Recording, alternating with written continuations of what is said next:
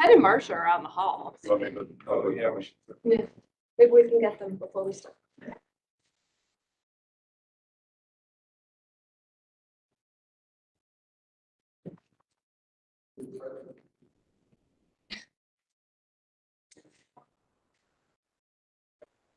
I would prefer last week.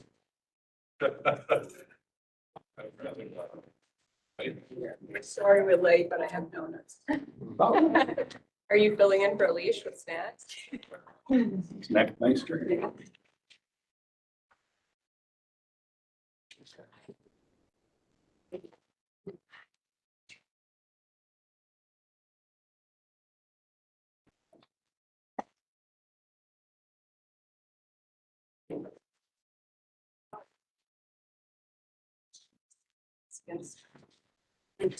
Against the wall. Sorry, come on in. So I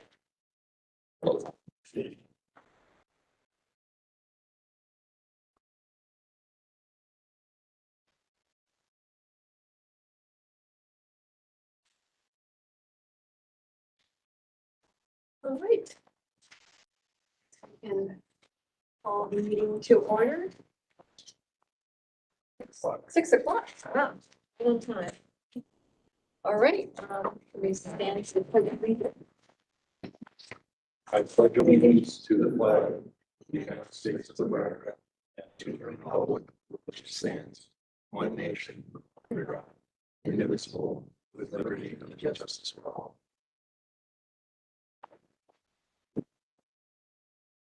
I have a moment of silence in memory of Kathy Gordon.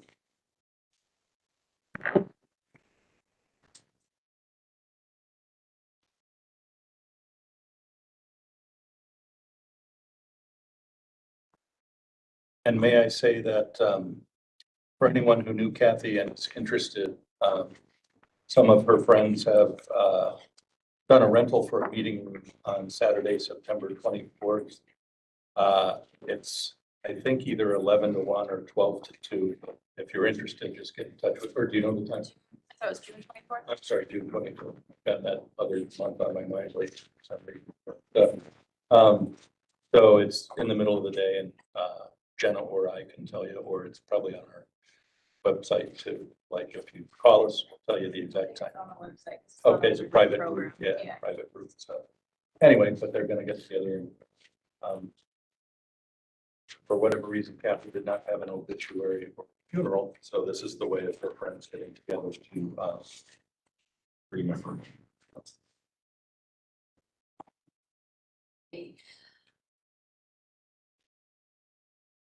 have a motion to approve the minutes from May 18th, 2023. Your second. Right.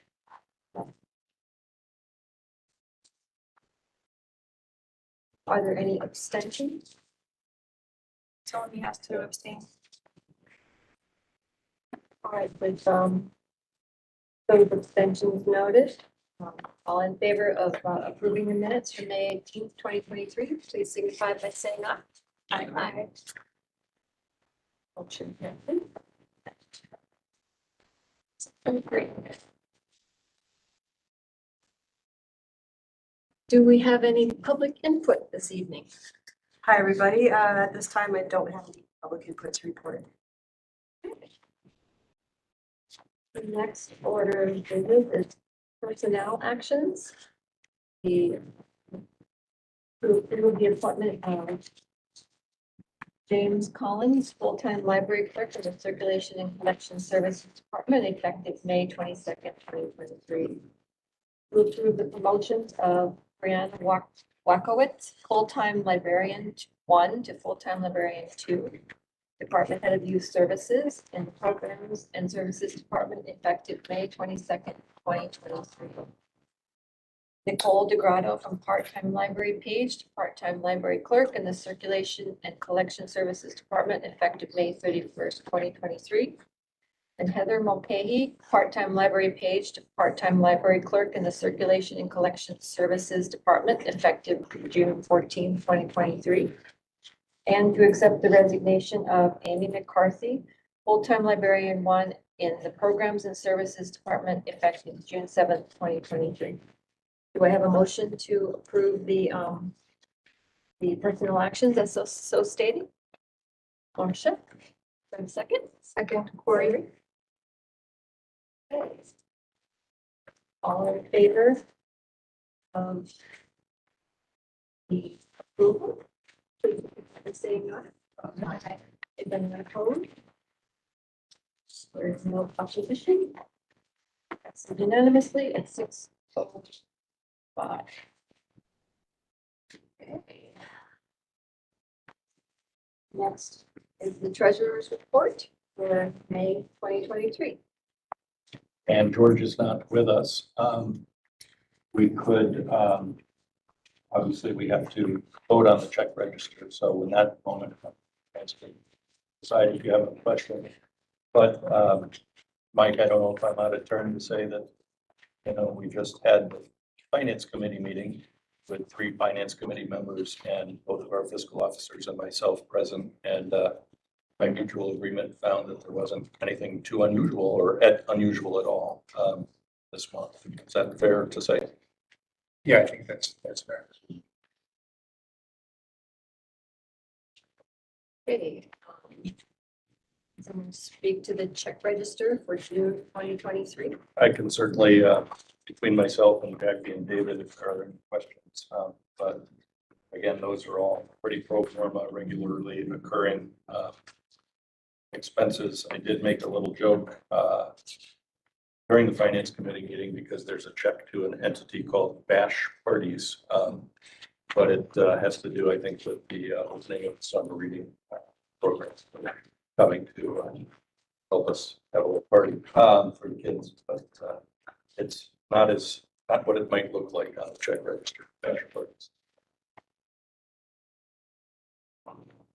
So this is the check register for June 2023.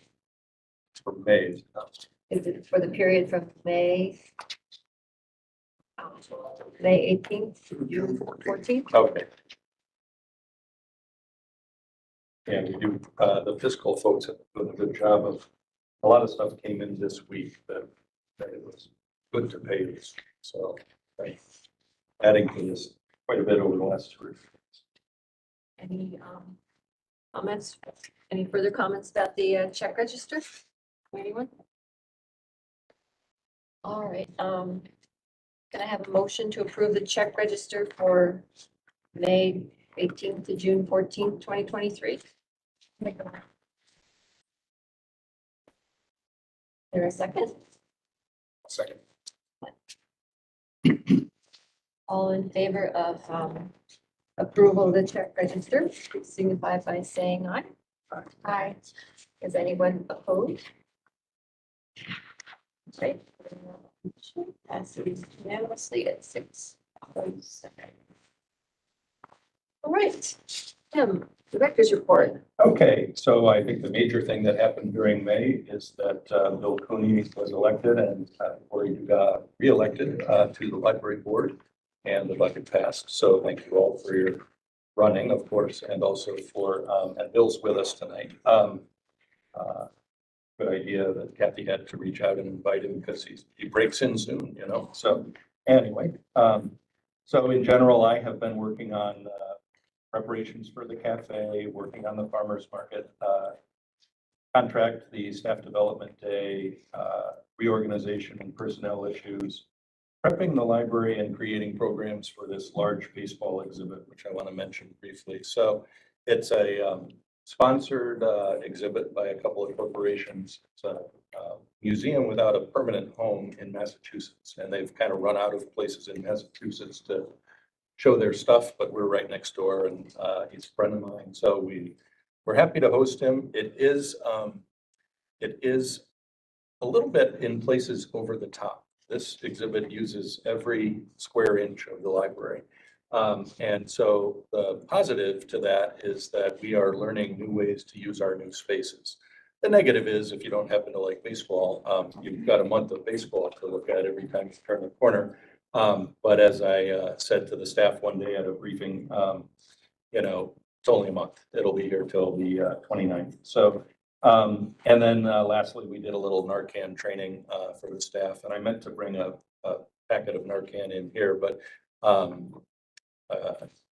I think you all know that we are a sort of a pilot site for the county's free Narcan distribution program. So that's good. Staff Development Day. Well, wait a second. I want to talk a little bit about Natalie and Sarah, or Assistant Director in HR, but you know, they are people. They've been doing a great job filling vacancies, listing jobs. There's been a lot of turnover lately. Training themselves and others on things. Natalie in particular has stepped in to help Lauren run the operations of the two departments that became vacant when Phil and Lisa both left the library. So that's a big vacancy. We're working on that right now, but Natalie has done some creative work and training of the staff to help fill those voids until we get someone hired. Natalie also, you know, we do a staff development day every year. It's a great thing, but they can get a little formulaic. You know, you bring in a consultant who, you know, talks to you about team building or your Myers-Briggs personality type, and that sort of thing. And as one longtime staff member put it 4 or 5 years ago, and I'm quoting someone, I'm not going to name her name, but you know, we have the consultant come in, we talk about working together more efficiently. We do so after that for 6 or 8 weeks, and then it's mean. So, you know, you do your best, right? And you teach them about some safety issues and some software issues and so forth. But this year, the UHLS expedition is going on for the second time. They first did this 5 years ago. And this is where they try to get patrons, hundreds and thousands of patrons are doing this, trying to visit all 36 facilities in the Upper Hudson Library System. So Natalie came into my office one day and she said, why don't we hire a bus and go visit as many libraries as we can? And we did that. And it was a fabulous day and a great way to mix up the experience. And I think there was a lot of learning about libraries through observation and through speaking to the directors and the patrons of these other libraries. We visited Schaghticoke, where the library is in a house, and it was established by the bequest of someone who died in 1903.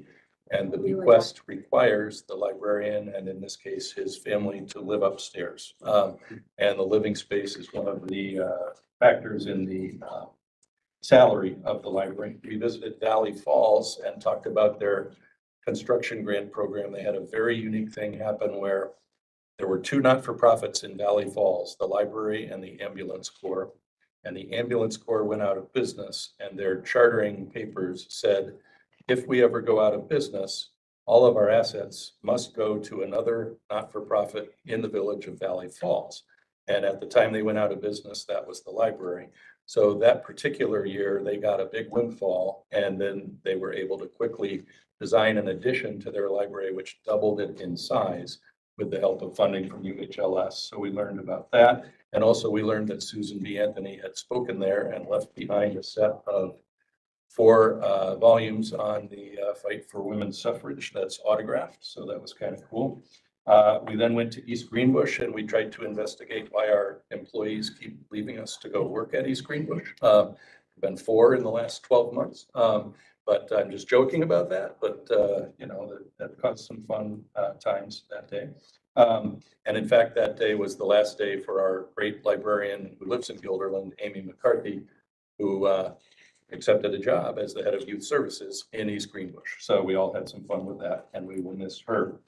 We also went to Castleton and the main branch of the Troy Public Library, which of course has Tiffany windows and is in a historic building and could probably use $20 million to fix their building up. So when we send those emails and say we're looking for people to email their assembly member and their senator and the governor, that whole program for the whole state is $34 million in years that we're successful. And we are successful with it this year, but we keep asking for like 250, maybe someday. The event was partially sponsored by the foundation. We thank them for that. And Cafe Bone Mill made our breakfast sandwiches. So I got to eat the first official breakfast sandwich from our cafe because I was here at 7 a.m. And they're still not quite ready to open. I'll get the cafe update elsewhere. Also, Natalie put together a great high school passport night. Now, Sean, you maybe could correct me, but the students from the high school are going to Costa Rica, is it? Or okay, I'm not sure where they're going, but we think it's Costa Rica. And Sean, Debbie, Quinn, and Michelle B. All helped them all get their passports on the same night. In the PR department, we had a great art exhibit and reception for the high school in May. And Luann's done a great job promoting this baseball exhibition, which has had 3 of the 4 events happen already. And then she keeps up that 56% open rate, which is crazy for emails, which is a sign that she's reaching people well. And also we're doing things that people want to know about. And lastly, I don't know if it's been decided yet, but I have decided that I'm stepping down from the Chamber of Commerce Board after 6 years, I believe. And Luann has put in a application to sort of be the library representative on the Chamber of Commerce Board. So probably next month we'll be reporting that they said yes. So thank you for doing that.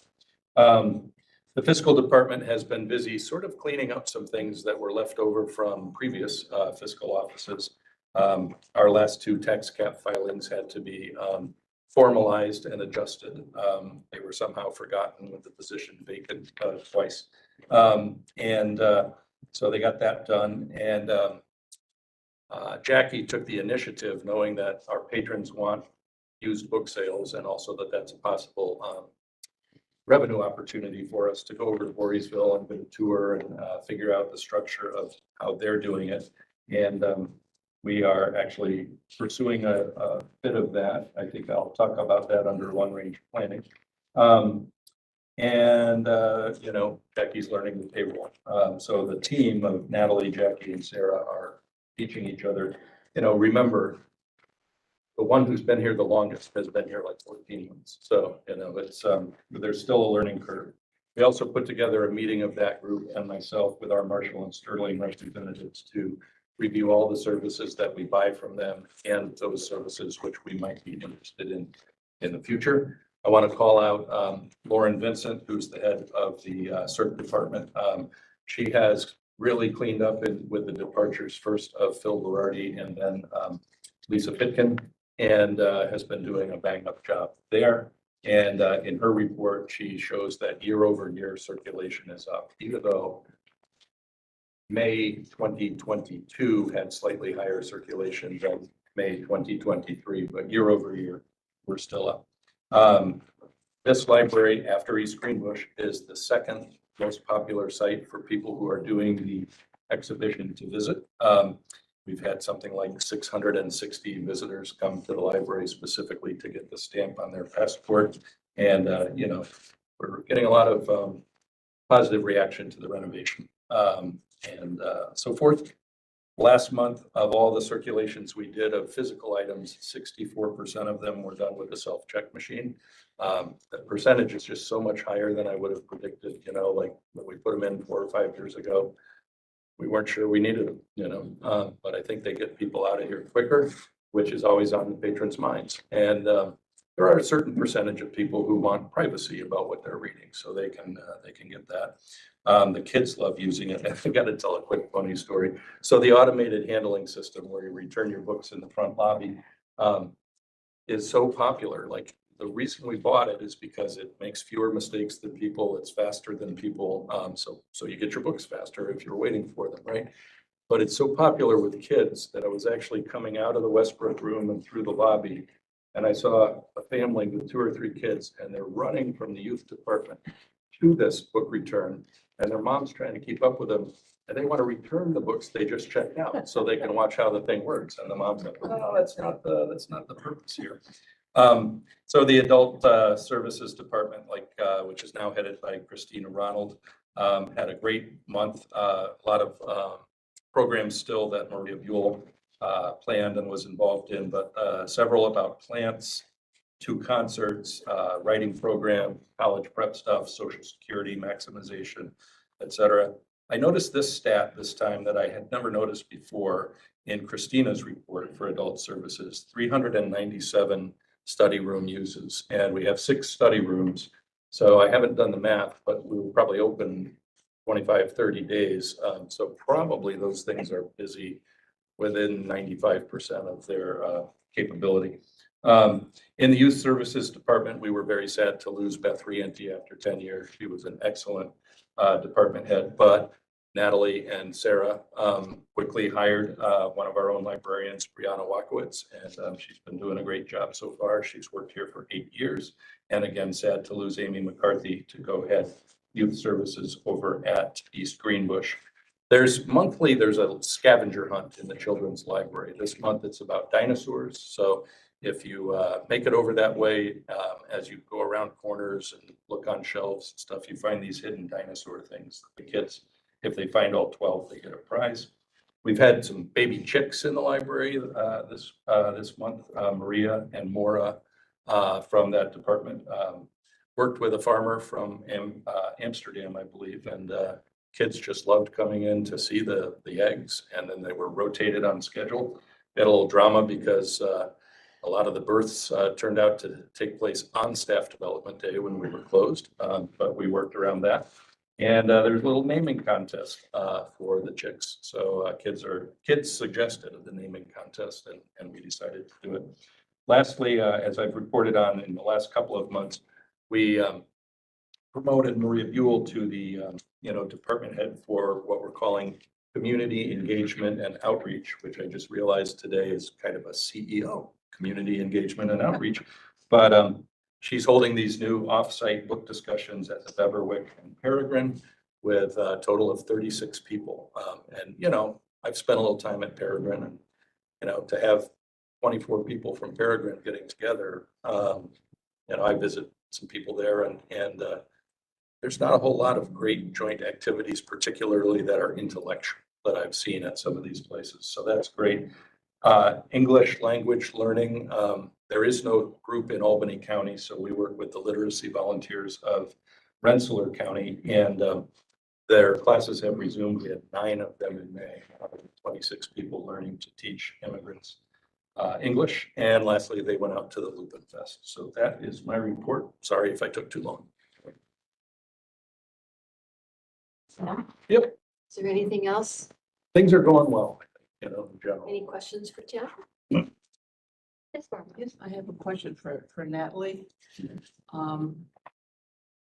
She says that they have suspended passport services for the whole month of July and August, which to me are sort of critical months. And I'm wondering if we could just maybe limit passport 2 a day, 3 a day, however many people are on, versus just a cold stop, to the process. Can everybody hear me? Yep. So Barbara, we were already down to 1 appointment a day.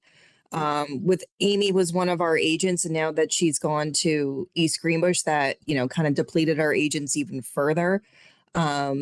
I'm also a trained agent, but, being an admin, I get called away to do certain things. So I can't really, take on appointments as much as I used to.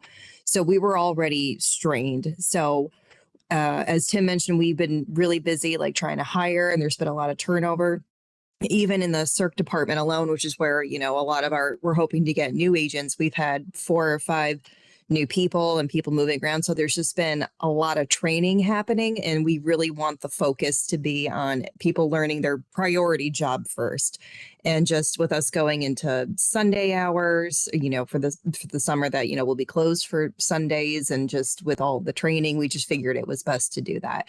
But we're hoping once people get trained in their, priority job, we're going to get more agents. So we're going to take this summer to train as many people as we can. And then, come September, we'll resume services and hopefully be able to take even more appointments. And the other thing is How our many new, agents do we have currently that can do this work besides yourself? I think 5 right now. 5 or 4 with Amy's departure. So Well, I'm counting Amy's departure, so not Okay. including myself, we have 5. Okay.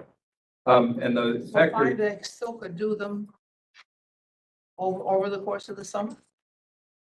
As I said, Barbara, it's, you know, having conversations with Lauren Vincent, who's, you know, acting department head over CERC, it's really hard to schedule these appointments. And now that Seth and Michelle Boydell have moved over to PPS, they have completely different duties as opposed to CERC. So, you know, they have to do reference desk hours and collection development stuff. So we're already strapped as it is. You know, I have worked very, you know, hard with, you know, the department heads trying to get this schedule. So we were already down to 1 appointment a day, and that was hard to cover.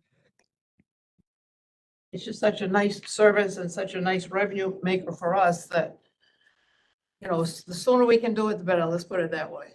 I 100% agree. Thank you. Anything else for Tim or for Natalie? I'll just mention that another factor in that decision is that we have realized that our disaster plan has not been updated since 2013. So we think that's a priority for admin and the safety committee to be working on. And so it's just a matter of priorities. You know, like I agree with you as well, Barbara, but it's also a bad service to schedule the appointment and then not be able to fulfill it. As you know, when you're traveling internationally, you're busy getting ready for a trip out of the country, and to have your public library schedule an appointment and then not be able to fulfill it is really worse than not being able to schedule it with us. You know, the government still exists to help people get their passports as well. So that's just a further perspective. Is, you know, it's hard to do more than 2 or 3 things at once. So I don't know, Natalie, if you have anything to add to that comment. No, like I said, I think that pretty much sums it up. I mean, passports is a passion project of mine. You know, I absolutely, you know, want to keep the service and do everything I can to, you know, be respectful of other departments, you know, other work duties. So this was a happy compromise. It was giving the staff the break that they can train and, you know, learn their priority of their job. And then with the promise that, you know, we're going to be doing some job shadowing and have that opportunity to train as many agents as possible.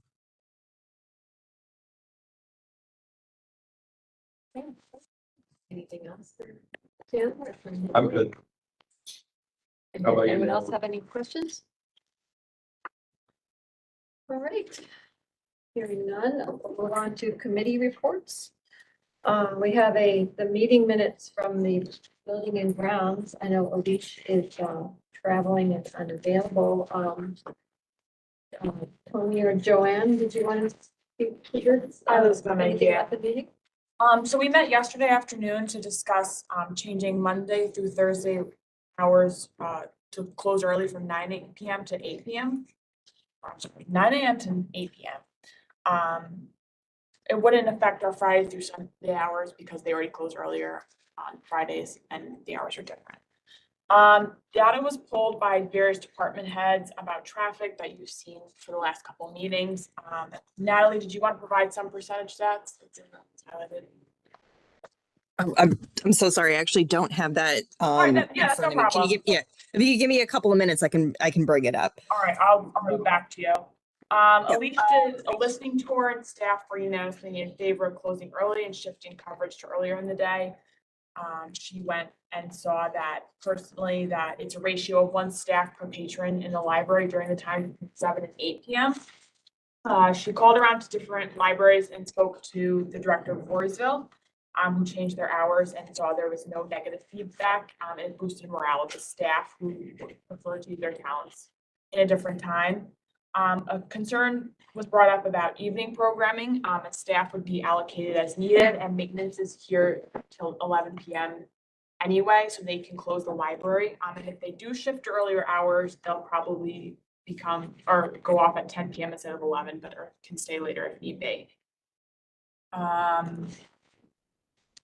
Bethlehem Library is the only other one to be closed at 9 p.m. and most other libraries have closed now between 8 a.m. or earlier, and there's not been much pushback.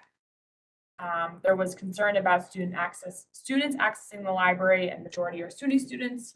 They found, and they have campus access to libraries which are open much later in the day. We also have the Wi-Fi boost in the parking lot. So we would like a motion. Natalie, you had mentioned something about the contract and then you put it 45 days before. Yep, 45 days. So according to the union contracts, when there's a scheduled change being brought to the library, the staff need 45 days notice. So if you vote tonight, it can't go into effect until 45 days from now. Okay.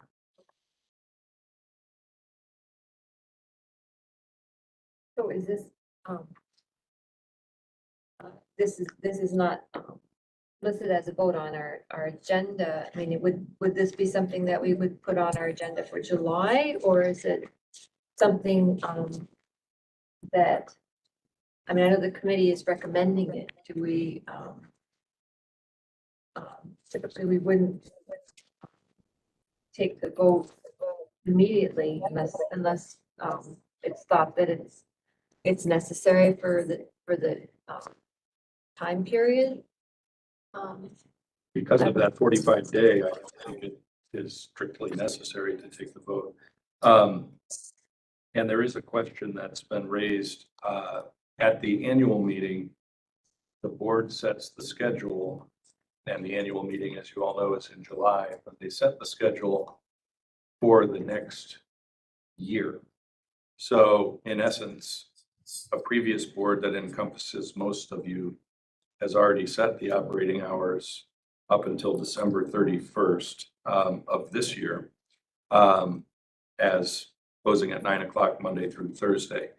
My interpretation of that personally is if that the current board wanted to change that, they have the power to change that. I don't think that the decision made by the previous board is unchangeable, but that we have wondered whether that's the case.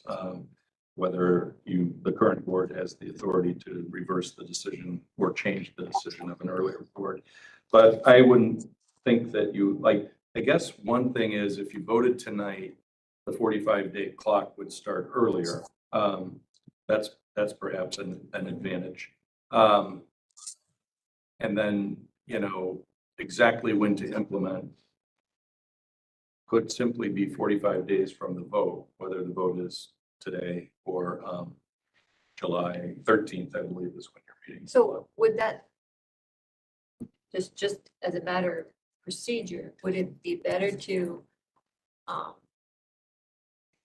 look at the new calendar on July, in the July meeting that set the earlier hours, and then that would start the 45-day clock on the new schedule? But that would seem more typical of the way we've done business over time. right, as opposed to doing it piecemeal. So Right. maybe it's cleaner to do it the way we've always done it, just approve the schedule. Is that, I mean, I don't know if that may not be the majority view. I don't know how the rest of the board feels about voting today versus voting on the schedule in the July meeting. And as you know, I'm not trying to push anybody, whatever decision you make is fine. It comes down to whether somebody makes a motion, then you will, so. I had one question, I'm just curious. You had mentioned earlier when you're giving the reports that the study rooms have had very heavy usage. I wondered if at night, do we have many people using the study rooms in that 8 to 9 hour? I don't know the answer to that. That's a good question. I have that stat. You got it? Yeah, I have that stat. Let me see if I can bring that up. But basically, an anecdotally, 95% of those study room stats are before 7 o'clock. On average, when we did the math, it comes to 1.5 people are using the study rooms between 8 to 9. So we rounded up to 2. So only 2 people are using the study rooms. And when we look at the stats for the adult reference desk and the children's desk and the computers, it's a little bit higher. It comes to an average of like 2.5 people. So so like 3 people are asking questions at the reference desks at either children's or adults, and an average of 2 to 3 people are using the computers at between 8 and 9 o'clock. In essence, you're open for an hour, which takes 8 to 10 people to be here, and you're serving 5 patrons that hour. Which for me operationally does not make sense, because there are hours earlier in the day where you got a lot more patrons in the building. That's where we're coming from. So that's my perspective on it. But 1.5 people are using the study rooms apparently on average. I guess that means 2 tonight and 1 tomorrow night or something, 1 last night. So I just have a brief comment, and then I'd like to make a motion. I think it's a little disappointing. Just I personally in the past have used that time, between 8 and 9 was a time when, after I had kids' activities and running around all over the place, and that was a time when I could actually get in. But I do acknowledge it was mostly very, very empty, and it doesn't seem to, if we're really not having many patrons at all during that time period, which seems to be the case, then it makes a lot of sense to me that probably is just not a good use of our resources, staff resources and everything, to be open at a time when no one's really using the library. I also think if we think this is the right way to go and it makes sense for, for the staff hours and everything, it doesn't make sense to me to put this off until next year. I think we might as well just vote on it. I would suggest, just to make things, I think a little easier to communicate and clearer, maybe we make the change of those hours at the same time we switch from summer hours into the fall hours. That brings us past the 45 days, and it would just be in conjunction with reopening on Sundays. We move the weekday hours back, down a little, and it's all happening at the same time. So we can just say, okay, here's our summer hours, here's our fall hours, and it all happens, we don't have, various different changes happening at different times. So I would move that we approve the change in the Monday through Thursday hours, changing from 9 p.m. close to 8 p.m. close, starting in September with the change from summer hours to fall hours.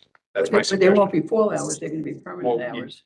Right, exactly. I don't want to mislead anyone. Right. Yeah. We'd have this change, which would be permanent, would be expected to be year round. It would go down to 8 p.m. But we'd have it begin when we have the changeover from summer hours. That's my suggestion. I'd put that on the table as a motion. Yeah, I think it's just a process question. Sure. I would certainly be in support of what he said, but we had some training about resolutions being offered at one meeting and then having to vote on at the same meeting. And it's not good practice. And so what I would say, do it in July. We've discussed it. There's really no opposition that I hear. And we would have the same effect. But I think we have to sort of recognize that although this one doesn't have a lot of controversy attached to it apparently, there are other resolutions, and why they recommend that a resolution is presented and then voted on at the next meeting, or as some bodies do, as you know, you have an override option that, I don't think is in our bylaws, that could be in cases of an emergency type of thing, or something that needs some immediacy, but Well, my recollection was, you're talking about the school board would vote to consider the motion, without the waiting period, and then would consider it. I don't know if we need to have that formality. We could. I think it's just good board practice. All right, is there a motion to consider the motion I think, in order to to pull that off. Just for our bylaws, we're only required to do it a month in advance if it's a bylaw amendment. But for other votes, we don't need to give it. But I have no objection. If our July meeting is scheduled, I think for the 13th is when that's the plan. 45 days. Right, so that would still give us 45 days before the change in hours. So I have no objection to putting this off to July. And I agree. I think, even if we're not required to, it's probably just to give an opportunity for public comment if there is, if people are concerned or whatever, it's probably in general a good idea to give time when it's not urgent and it doesn't need to be done right away. So given that we have the time, I have no objection to putting it off till July to vote on it. Okay. So are you withdrawing? Yeah. Yeah. That's right. I agree, because I was going to suggest public comments. This is an open meeting. There may be enough people that object to curtailing the hours. We'd like to hear from the public. And also, I think the new board should make this, even though most of us are, it's the coincidental board. Don't want to do this, but, and welcome, even though you're not officially here, but I do think that, this isn't an earth-shaking resolution, but it does have consequences. And I think it should be voted on by the new board. And we're meeting in July. So for all of these articulated reasons, I agree. I'm happy to withdraw my motion if that's the way it makes sense. I'll second his. All right. We have accomplished the procedure necessary. So, Yeah. so we will table this until July and consider this, consider a motion to change the hours in our July meeting. In fact, you could even have it on the agenda. Yeah. And it'll be on the agenda. If we're voting on it, it'll be on the agenda. All right. Now, there is a vote here. If we're buildings and grounds. I just had additional unofficial discussion on some non-agenda items that just to put out there, but they don't need discussion. So Tim had just something I brought up. So there's a landscaping project occurring on 219. The cafe vendor, Cafe Carmel, has expressed interest in offering an occasional barbecue food truck in the parking lot on Saturdays. There's been patron feedback that a library could use some art to it. So there's talks of maybe doing a mural over the fish tank that can be seen from the front entrance. And there's talks about a book shed. And so similar to what Voorheesville might have, something that can be a permanent fixture that the library will all. Natalie, in fact, is trying to get a state library construction grant for building a book shed. We just,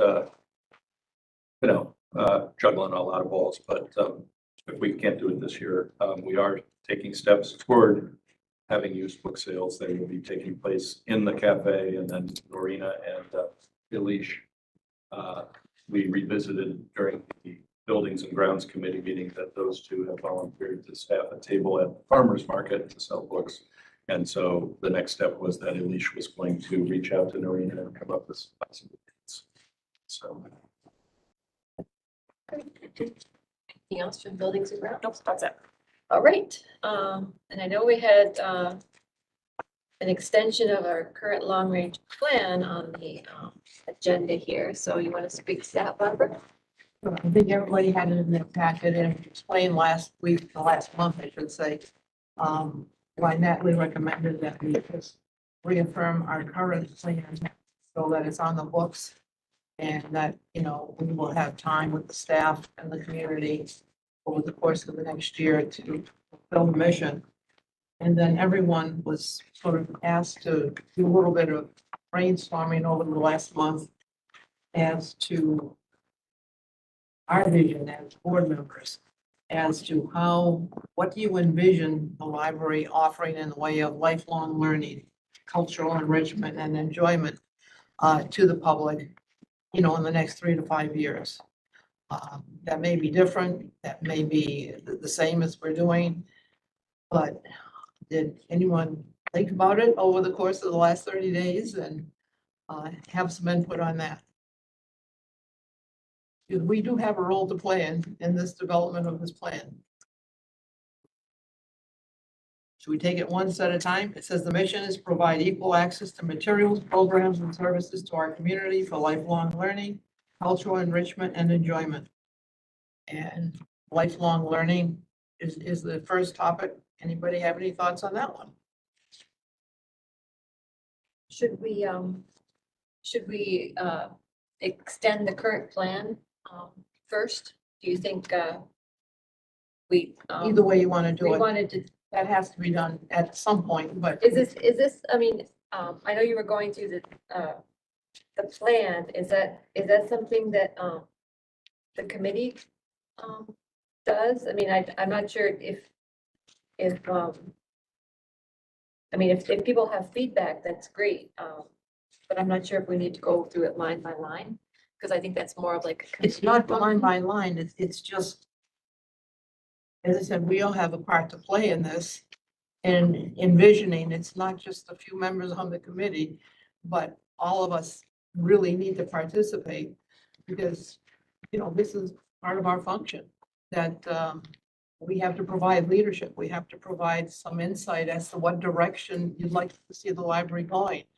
It can't just all be staff dependent or community dependent. As I said, it's like a three-legged stool. You have the community input, our input as representatives of the community perhaps, and the staff. I mean, these are critical pieces to a long-range plan.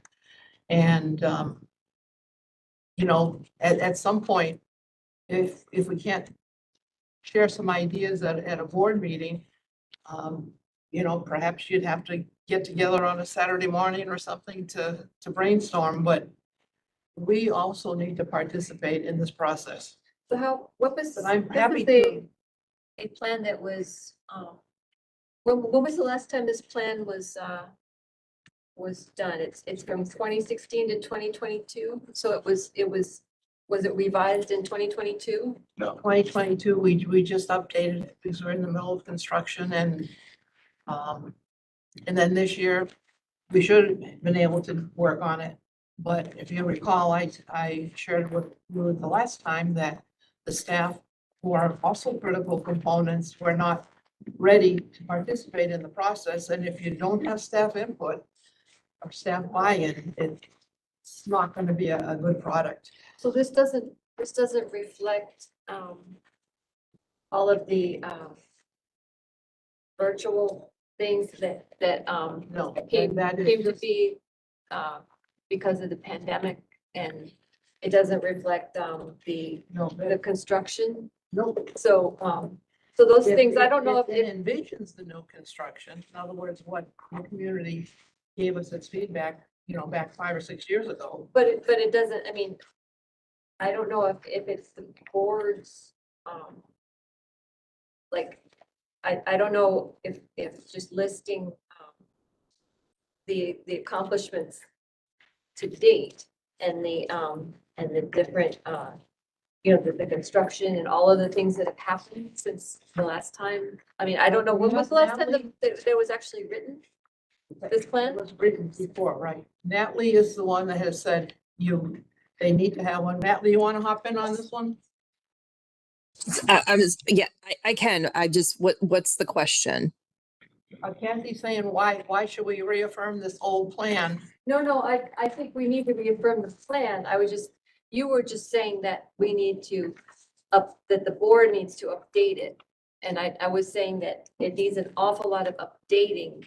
Correct. Once Right. it, you know, once you start looking at it, because Yeah, I mean, that's all old stuff. it's fine to, you know, I think it's gonna take a lot of work, so, Right. Yeah. My recommendation was just to have the board tonight extend the plan for one more year so that in July, when you set up your new committees, that new group can start working fresh on the long range plan, because right now you're just out of time. There's not enough time to make changes. You have, you know, until next month. So that was just my recommendation, just to extend it for a year and then allow the new long range plan committee, whoever those members are, to work on it and finish it and have a new plan. Okay, that makes sense. So is there a motion to extend the current long-range plan? I'll make that motion. Joanne? Is there a second? Second. Right. All in favor of extending the current plan for 1 year, please say aye. Aye. Is anyone opposed? All right, it passes, extending the current plan unanimously at 6:49. So, so what did you want? What, considering that, the next meeting is our reorganization and, meeting with, different committees, would you want the board, I guess, to kind of look at the plan and just think about it, or what is the, what is the board's role at the moment? Right now, we have those three categories: lifelong learning, cultural enrichment, and enjoyment. Basically, what is your vision for the next 3 to 5 years as a member of this board that you envision for the library? And that, would be shared with the staff, the community.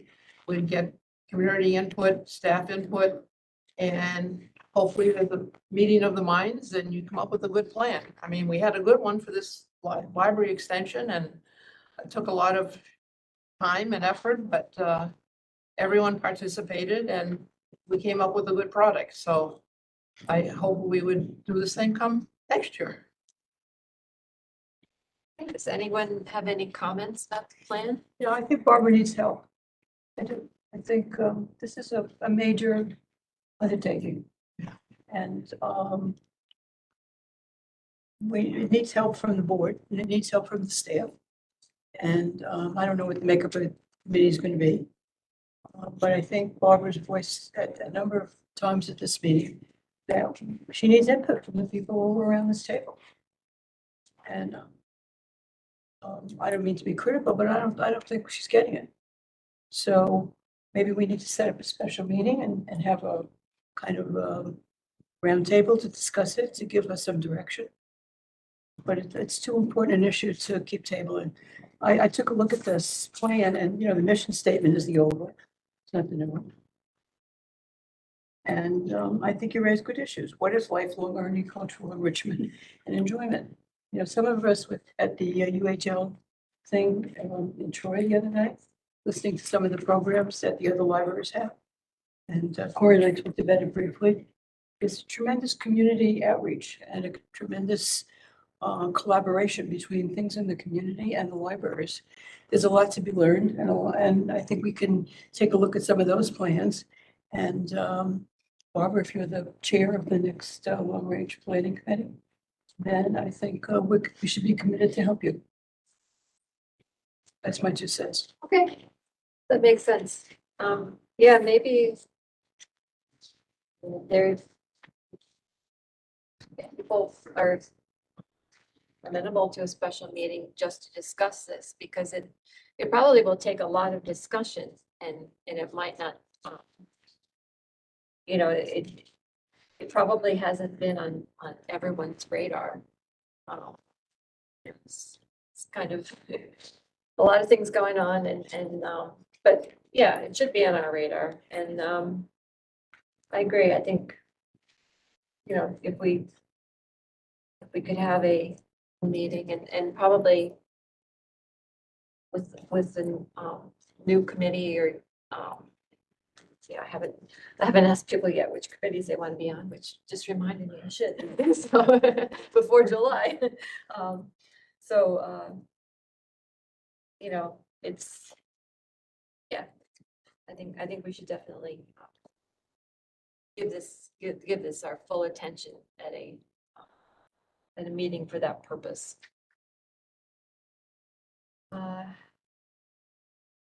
Anything else on this? Finance, we just had a meeting. Yes, the finance committee had a meeting today, just before this meeting. We got an update on the construction finance accounting issue that is the ongoing, just question that's come up, a number of times.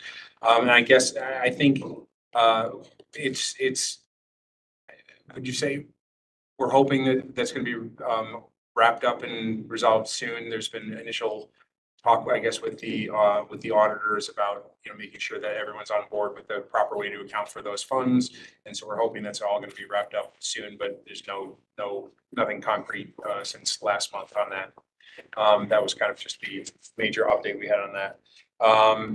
And the audit committee still has not met because the audit has not been completed. And so that's going to be for next year's audit committee. I guess that's it. Okay. Any questions about the finance committee? Anyone? All right, thank you. I don't know if anyone wants to talk about personnel or labor management. Yeah, I'm here. I came just in Oh, time. I'm sorry. I didn't see you. But I don't have much to say. We didn't meet, so nothing to discuss there.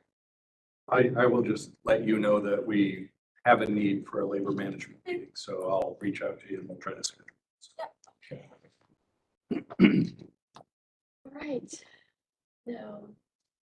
Vanessa isn't here. Policies did not meet. Okay. All right. Unless I'm not mistaken. That's correct. Yeah. So we did not meet. And board development, also, it's not that. Foundation? Yeah, so I wasn't able to attend the last meeting, but I got an update from Tim. The golf tournament is currently doing okay on sponsors and silent auction items, although I'm just gonna read directly from your email. More are really appreciated, kind. We're kind of in a crisis of golfers because they need a certain number. They're only at 36 right now. And they need 80. 80. Break So out your golf you're a club. golfer or you like to golf, you have friends who like to golf, and sponsor the library at the same time would be great. Foundation voted to give the library $600 to cover half of the food for Staff Development Day for June 7th. So that's really nice. And then staff, a previous donation gift will each receive $50 credit towards swag items. And I didn't see the link, Tim. Still working on it, but it's coming soon. So. Yeah, so we're excited about that. I can't wait to get a hat or something, or I'm sure a coffee mug. During the library. And Trunk or Treat is getting much bigger, as this year we'll be partnering and holding simultaneous events with the YMCA and the Guilderland Elementary School, which they're all right here. Tentative date is Friday, October 27.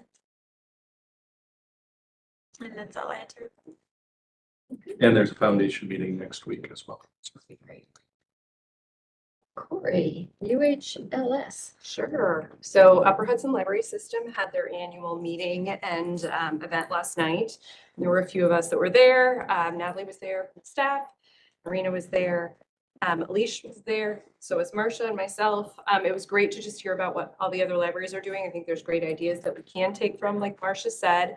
I also think that a great opportunity next year would be to select some programs that are happening at Guilderland and submit them for the awards, because it was lovely to hear about those and those get out there. And there's great stuff happening here already too. And then Upper Hudson also coordinated the Libraries for Everyone March at the Pride Parade on Sunday. If you saw any of the photos, prominent was on the Times Union page, and I know that Luann posted some here. Marcia, Seth, who is a staff member here at the library, and Natalie were carrying the Libraries Are for Everyone banner in front of the 50 or so marchers from all of the libraries in the Upper Hudson system, and I was there as well, and it was a lovely and heartwarming event. If anyone is interested in participating next year, I would highly recommend that you do so. And that is all that I have. Great, thanks. Moving on to old business. I know that there's been a few polls and it it appears that the July 13th meeting date was getting more board members than the original date of the 22nd. So we have a motion here to change the date for the annual monthly business board meeting to July 13th, 2023.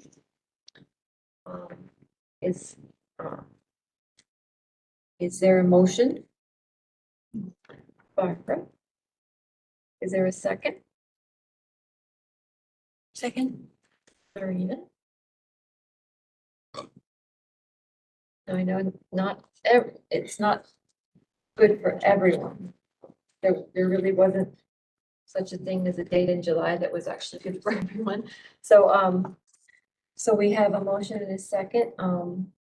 All in favor of changing the date of the monthly business meeting to July 13th? Can I ask a quick question? Sure. We're super open for discussion. So there is a quorum that's available on the 13th. Did you do the doodle? I have to have at least 8 people that responded for the 13th. Okay. So you, Ted, and Bill might be iffy. Okay. No, I just was curious before we voted. I will be overseas, so Okay. it all depends on what you accept. Or we can, so that's fine. So Jenna, do we have 8 people at the meeting or 8 responses? 8 people for in person. Okay. Yeah. So we have 8. All right, so that's, Corey, you're gonna be absent. It's, I may be able to be there at this Okay. point, but I don't know for sure. What about Ted? You're I'll be out of overseas. the country. Sorry, I didn't mean to interrupt. that's fine. Any further discussion?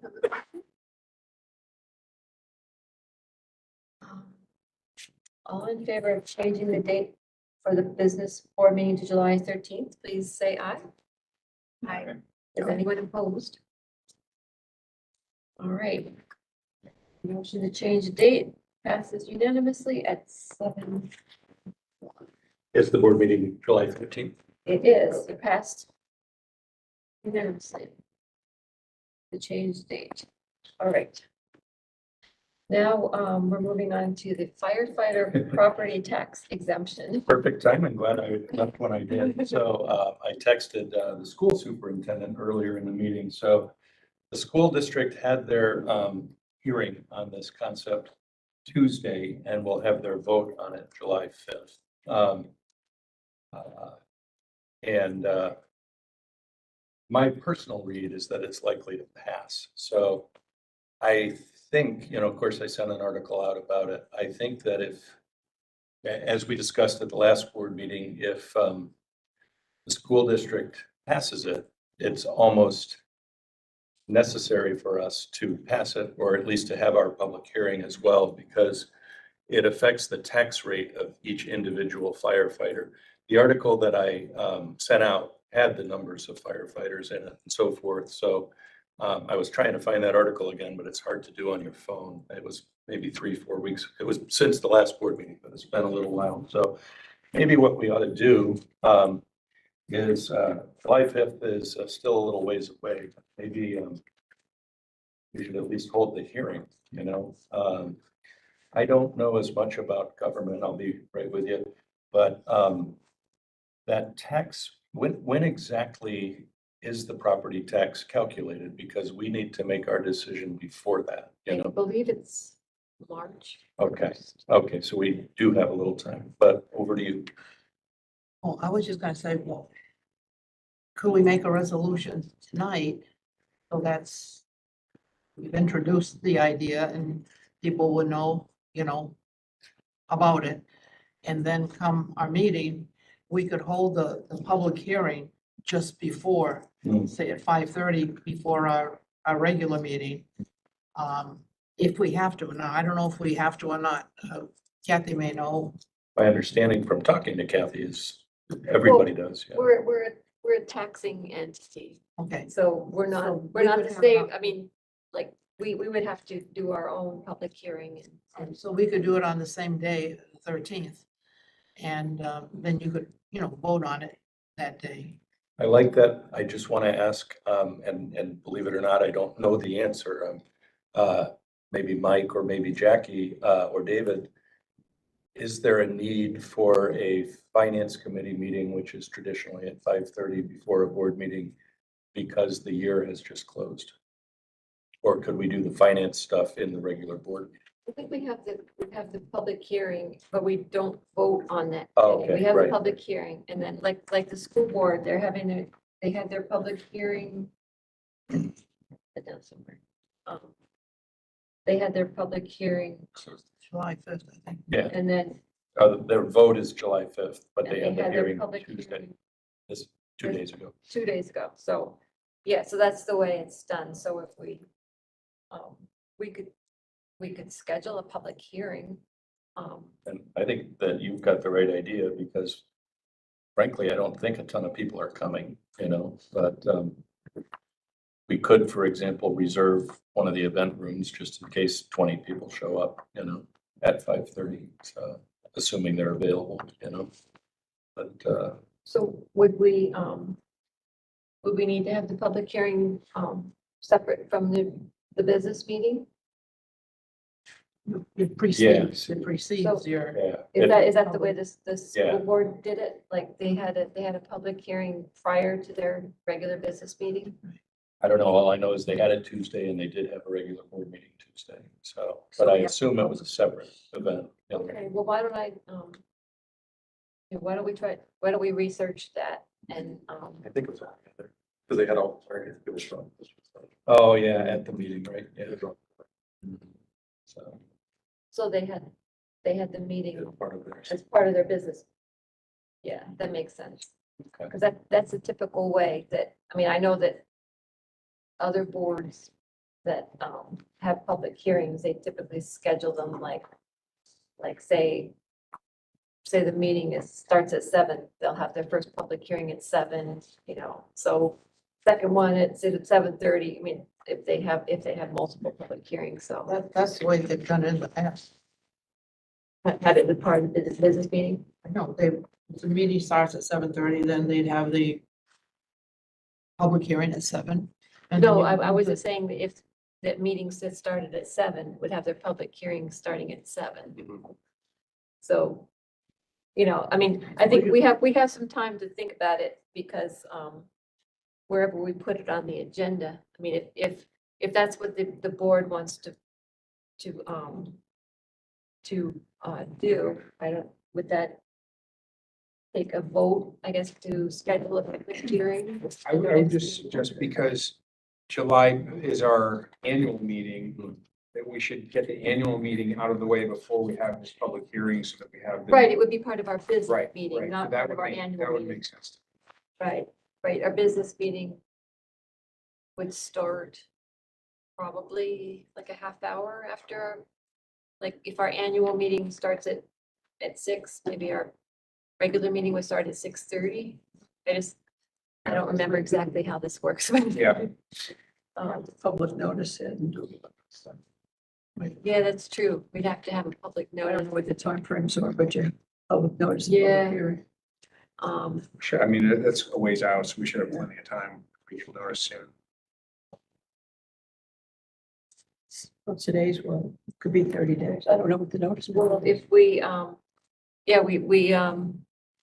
we put our annual and business meeting earlier, so, I have no idea what the notice requirement is. right, For a so, public hearing.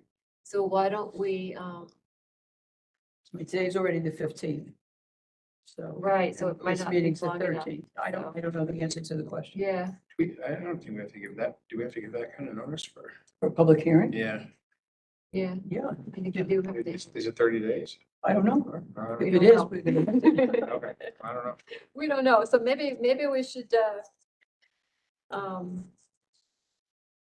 figure this out and, maybe schedule it for, July 15th. July 13th, if we have enough time for notice. We have to figure out. Maybe less than well, 30 days. Maybe we should If do you it, can maybe do we it. should do it in August. I don't know. That way we'd have more time. I don't know. Or maybe we, Why don't we find out? what do you Now they think? can What do you find think, out Tim? You're what- Googling something. I'm Googling Yeah, New I York was State, how doing- much time How much time? for a public hearing? It's 10 days, Uh, then it's not so, about 30 What days. did you come up with? who knows? Let's see here. 19-page memo. Even Marie would know. I could, Oh, okay, let me, I could text text her. someone who might can you know. do that? I'm gonna read. Like Peter was outside in the hallway here. Yeah, he's in another meeting. How Maybe he'll much text notice you and have see. to give for opening up hearing? I have to give you credit, Barbara. That's the best idea is like text her. She just had one, so, then back to the 19-page document. See if I can figure it out. Also, I'd like to see the minutes of the public hearing for the school board. I think we have to educate ourselves if we're gonna have a public hearing on this. I'd like to. Well, I'll also ask her if anyone showed up. Well, it other says the than length Claire. of time the notice must precede the meeting varies depending on when the meeting is scheduled. Meeting schedule a week or more in advance must be preceded by posted notice given to the public and by direct notification given to the news media no less than 72 hours prior to the meeting. 2 hours. Meeting scheduled less than a week in advance must be preceded by the same forms of notice to the extent practical prior to the meeting. So, I mean, that's all I'm seeing right now. That's consistent with what's in our bylaws. Also, what you just said, that our bylaws have the exact same thing. If it's a meeting scheduled more than a week in advance, 72 hours notice. And it refers to that as being according to New York State open meetings law. Yes, So, correct. so Okay, that's, the only question I have, and I don't mean to put, I don't know. roadblocks up, but if this has tax implications, Yeah, then it I may don't be a different, I don't know yeah, either. no idea. If it's a fiscal issue on Yeah. a public hearing, maybe it's a different time frame. I have absolutely no idea that that's the case, but So Are we? because there's no real urgency to schedule this because, we can wait until they actually vote, which will be prior to our meeting. Yes, they're voting on the 5th, so at our business meeting Well, in July, we can always, once we figure out how much notice we need to give and what the process is, which we're just not that familiar with because we don't have public hearings at the library board. So maybe we could research that so we do it properly and Kathy, just a quick question. When it sort of makes sense before you call for a public hearing, that you have a resolution for why the public hearing is being held. That the library board is going to be considering X, Y, and Z resolution. And so I would say perhaps make one today. I mean, I think you'll find out immediately how much notice you really need. And, unless somebody is really opposed to the firefighters getting their exemption, because the town has already given it and it looks like the school board is prepared to do it. I just didn't. we would- Yeah. Certainly be outliers and it'll make figuring out the taxes and everything so much more we have to difficult. figure out like what the resolution is going to say, because isn't it a little bit more specific than just, we want to give the firefighters an exemption? Because it's a It would little be bit, according to whatever statute that's well, referenced. yeah, but you can't just say according to whatever statute. I mean, you have to be a little bit more specific. So, Well, let's see what the school board did. yeah. They must have put something out that was specific. Or what the town used or what the school board used. Yeah, the town had a pretty Very long, detailed. lengthy thing because it's a local law. So it's a little bit different, but, I can get that. So it sounds like we just have so many, unanswered questions about this that, I don't think we need to vote tonight. I think it's good to be aware that the school board is probably gonna grant it. I mean, that's the major, entity that, that needs to grant the exemption since their budget is what, 120 million? So, I mean, ours is what, 4 million? So, I mean, they have a much bigger impact, in granting this exemption. And yes, I think we should do it. We just need to know what the process is for us because, we obviously don't know because it's unfamiliar to us. So, I would just hold off on it for now. And, we can always schedule a public hearing. If, You guys could actually, I think, put Barbara's plan into action. Like, once we find out how much notice we have to give, just call me or email me and I'll notice a public hearing. Schedule it. So as I understand, there's no urgency, you said, because the tax assessments don't happen until March or something like that. So it seems like if we wait till next month, on July 5th, that's when the school board is voting. So by the time we have our July 13th meeting, we'll know what has happened with the school board. We'll also be able to see the language they used in their resolution. We can, have that on the, to discuss at our meeting in July. And, assuming it's no more than, 30 days or whatever to get the notice we have to give, then we would still be able to get it, to schedule a meeting before our August meeting, or to, in, conjunction with our August meeting, and we could get this, done before the summer's out. So it seems like, there's no urgency to vote today. We can wait till July and see what happened with the school board, and then we could most likely still get it on the calendar in August. I think that's a good plan. Yeah. Or September, January. Yeah, if necessary. I just want to ask a question, just because this is an issue that's been discussed like 3 meetings in a row and we still don't have any information on it. And I'm not volunteering to gather this information. I'm just asking, is there an action item? Like, is someone supposed to gather this information? Like, what is the language for the resolution and how much time do we need to give notice for? Like, who is getting this information? Are we just Googling it at the next meeting as well? I think we're, the kind of idea was to meet you, the school board. I mean, the school board Right. will have the language. Right. And then I think the only thing that we need to know is the notice provision, but it's probably not more than 30 days, but I don't know that. So we have, that's another thing. We just have to figure out like when,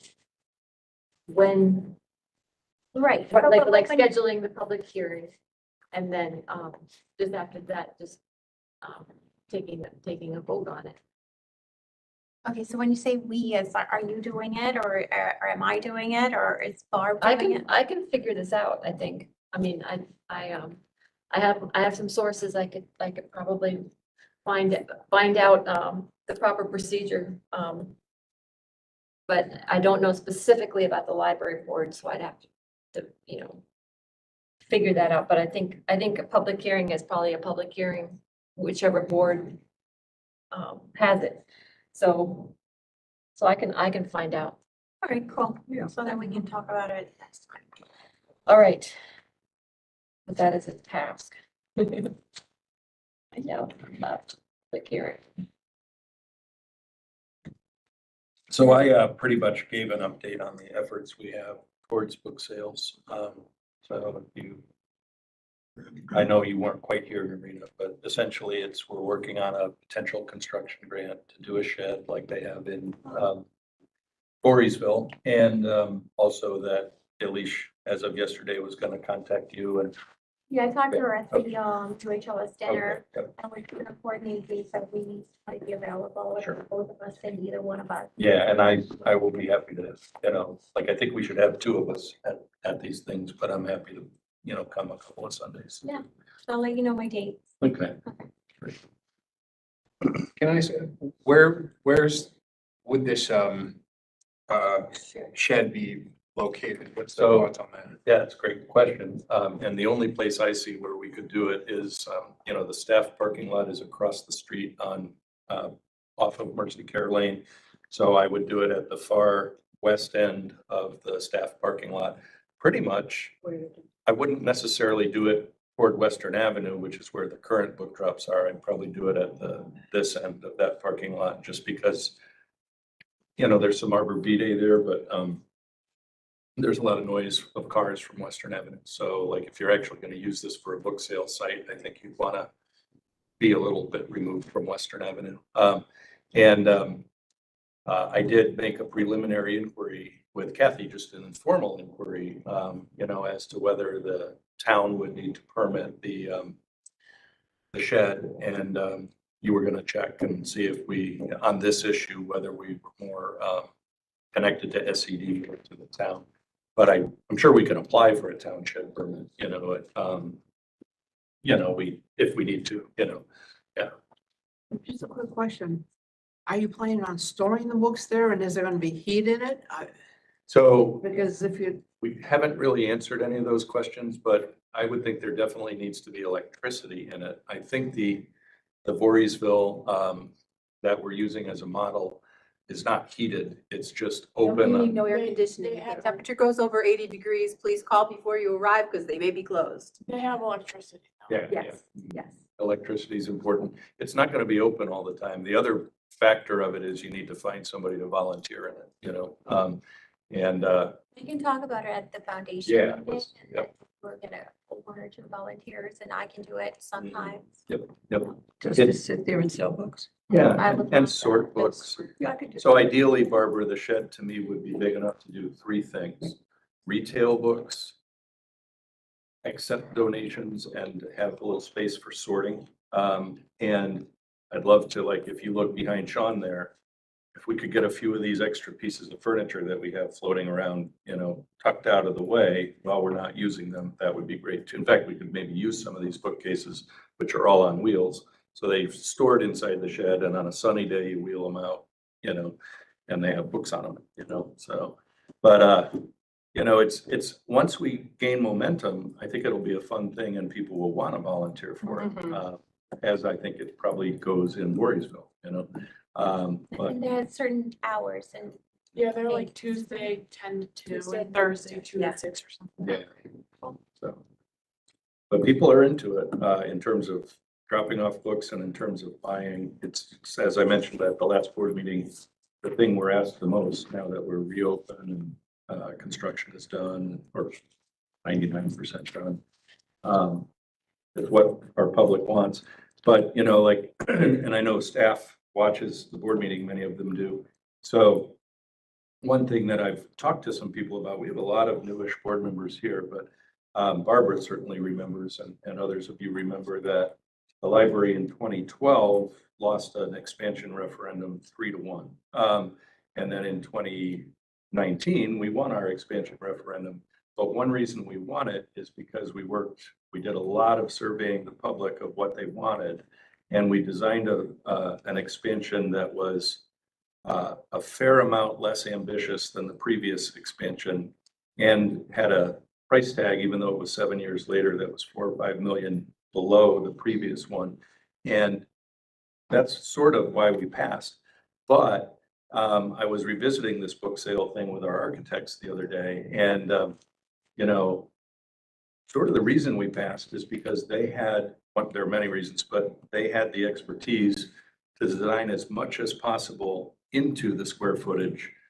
But we decided we couldn't afford to build indoor space that was going to be a permanent book sale. And so we don't have the space to do it in here. That's why we're thinking about putting a shed. So, like you, I guess, with all due respect to the voting public, you give them as much as they want in terms of space, but you can't give them more than they want because they'll vote it down, and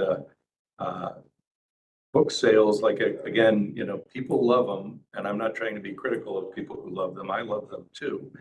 But a $30,000 annual impact on a $4 million budget when you're doing a construction project, that's just not a priority item, you know, and if people are not, you know, if you're worried that people aren't gonna support the referendum, then you take the non-priority items out.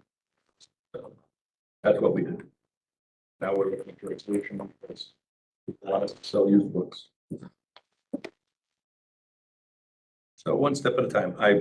I'm not upset or anything. I sound a little impassioned. I love books and I love actually recycling as well. But there is going to be a lot of work, you know, associated with it. So, but it's time. You know, we've got other things done. So let's move on to that. Well, people like to buy other people's books. Why not? It's funny, you know, like I work in a library and I still occasionally think, why would I be buying? When they're free. Yeah, we have shelves and shelves and shelves. Okay. A whole little library. I did email you that new business item that I hope you'll entertain about the MOA for Warren. Have the language from Chris Lane-Chanton, and if you're amenable, I can introduce the issue. Sure. So we are looking for a short MOA here, or a short resolution, which I have the text of. Lauren Vincent is the acting head of both the circulation and the tech departments. While the position is open and people are applying for it, but she's been heading it since October when Phil Berardi left. And then when Lisa Pitkin left, she got the secondary duty of heading that department. And so I have a resolution language, which Chris prepared today, that I'll just read real quick. We've been paying her at the department head level, but that MOA has expired. And so we feel that we would like to renew the MOA, but that's for further discussion. What we think we need tonight is the Board of Trustees of the GPL hereby extends the appointment of Lauren Vincent as the Department Head of Access and Circulation Services, subject to the parties entering into an MOA, continuing the terms of her current appointment. So if you would move that and pass that, then Chris can write us an MOA, which we can bring to you at the July meeting and have a vote on. But at the moment, we are paying her without a board justification to pay her because the MOA has expired. So it's not a good thing to do from an auditing point of view. She's been doing a great job, and I'm certainly not going to be a party to reverting her salary back to her previous level in the absence of an MOA. So we just basically need approval for Chris to write an MOA to bring back to you. And I have the language if. I have it. Okay. I've got the email. Okay. Okay, the motion would be Board of Trustees of the Guilderland Public Library hereby extends the appointment of Lauren Vincent as the Department Head of Access and Circulation Services, subject to the parties entering into a memorandum of agreement continuing the terms of her current appointment. Do I have a motion to that effect? So moved. And second, Barbara. Kathy, can you send that? I have it too. We have no union issues. No, they're, you know, they're the ones who asked for the MOA in the first place. So, yeah. Any further discussion? All in favor of the motion, please signify by saying aye. Aye. Anyone opposed? All right, it passes at 7:28.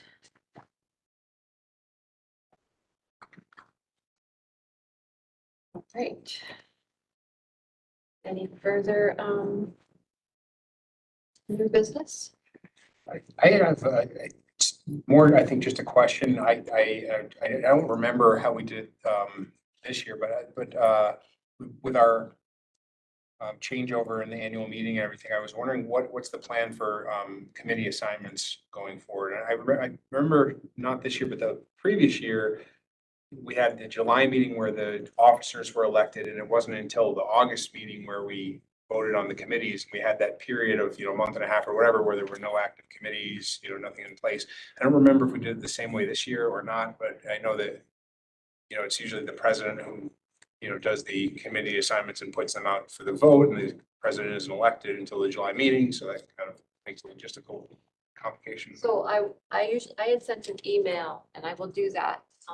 I will send an email, tomorrow and,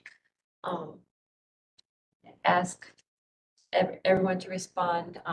I'll list all the committees and, anyone who wants to be on any particular committee, chair of committee, you could just email me back and,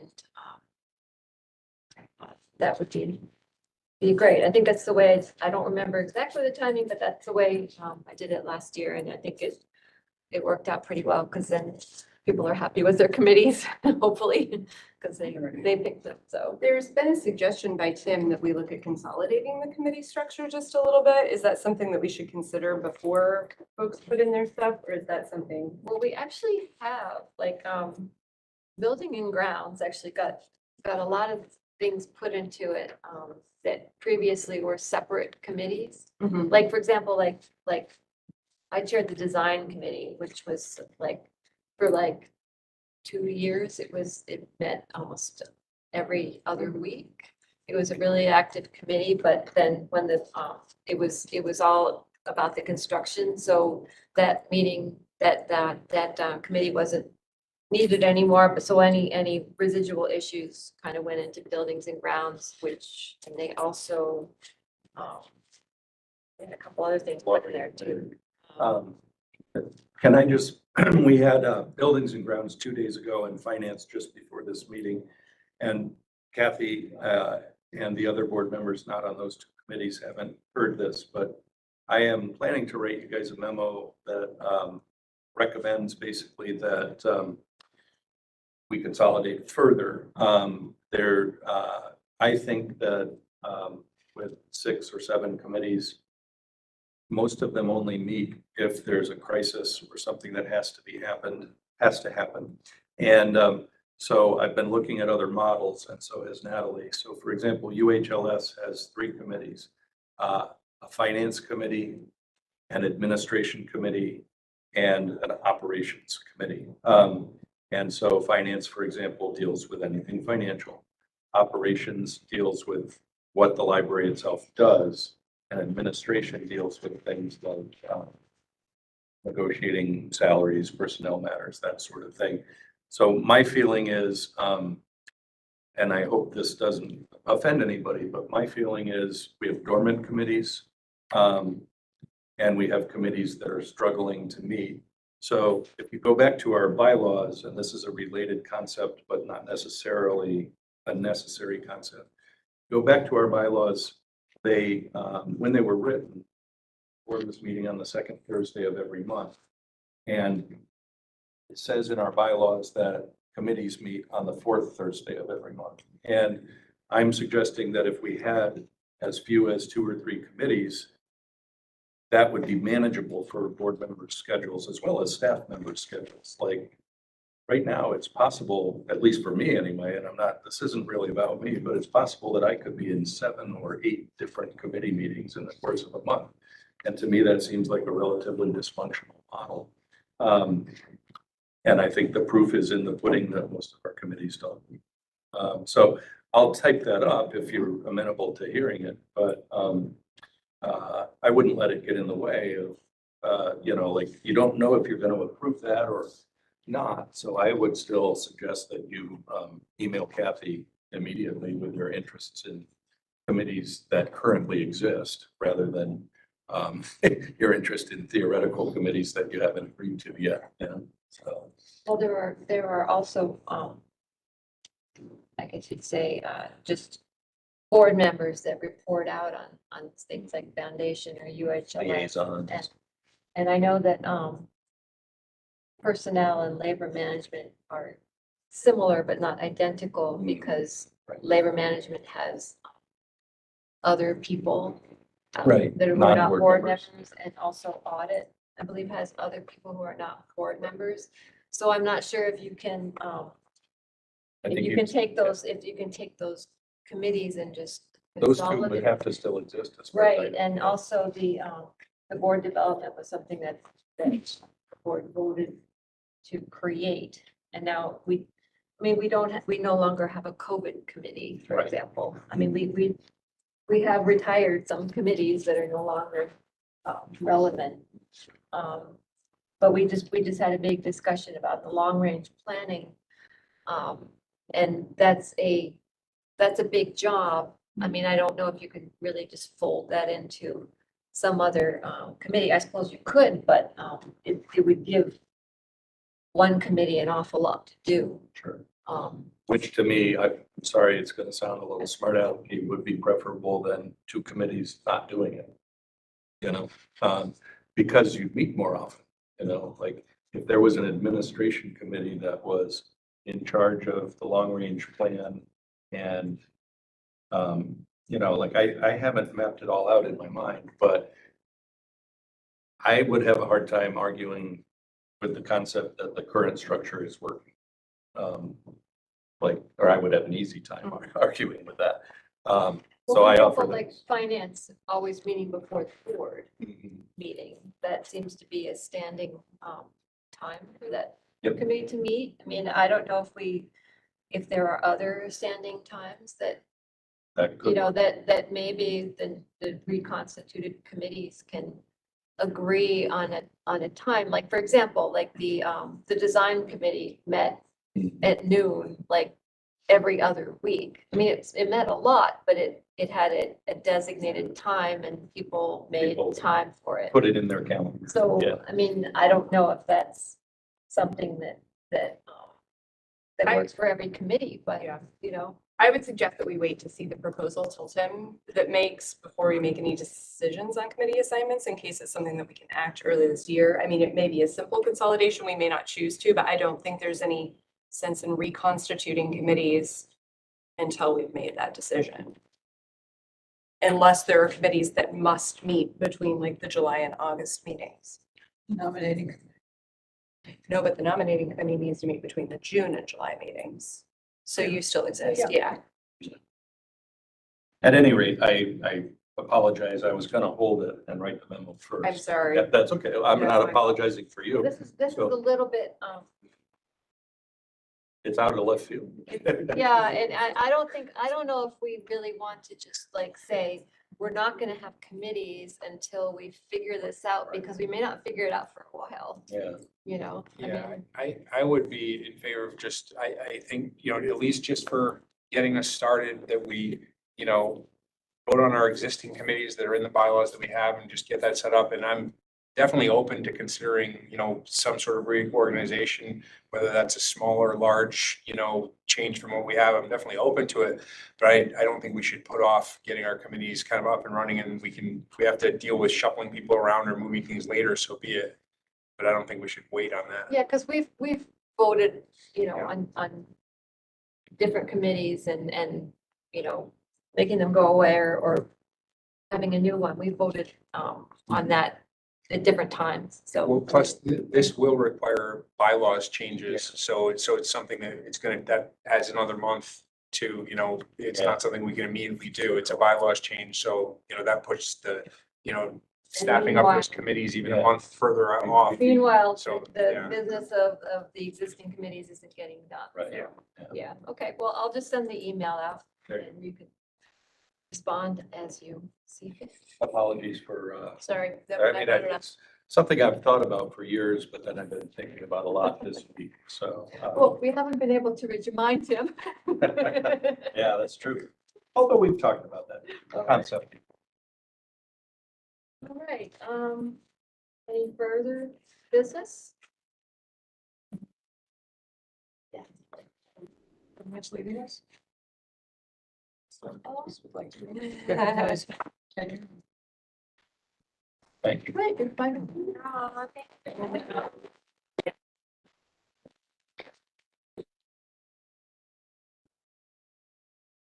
you very much for all your service. Of course, I had a good time. Learned a lot. All right, Is there any more, is there any public input? Nope, there is none. All right, I will entertain a motion to adjourn. Marcia? Second. Second. All in favor? Aye. No one's opposed. All right, 7:30. You brought that up. Yeah, we were, I was excited.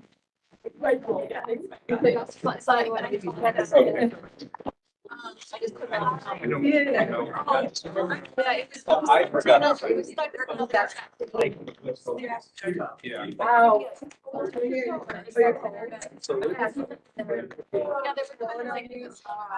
I was told to. Otherwise,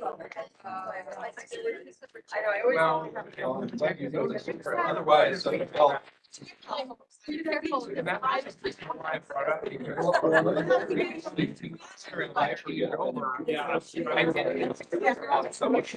Committees have to be, committees have to be established. All right, so You know, so like the first year I was on the board, in July, we voted for president. And it wasn't until August that we were the whole meeting.